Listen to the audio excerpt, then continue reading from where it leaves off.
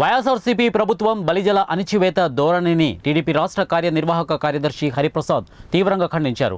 ఈ సందర్భంగా కడప నగరంలోని హరి టవర్స్లో బలిజల సంఘాల నేతలతో సమావేశం నిర్వహించారు.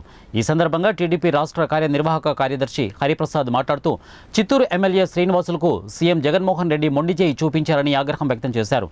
ఎమ్మెల్యే కాకుండా రాజ్యసభ సీటు కేటాయిస్తామని నమ్మించి మోసం చేశారని అన్నారు.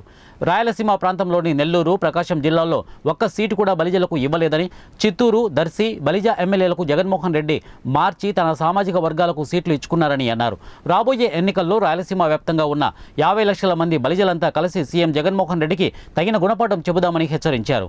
వెంటనే వైసీపీలో ఉన్న ఏ నాయకుడైనా ఏ పొజిషన్లో ఉన్నా వెంటనే రాజీనామా చేసి మీరు బయటకు వచ్చి జగన్మోహన్ రెడ్డి నిజ స్వరూపాన్ని బలిజలందరికీ కూడా తెలియజేయాల్సిన అవసరం ఉంది. దానికి మేము కూడా తోడుంటాం.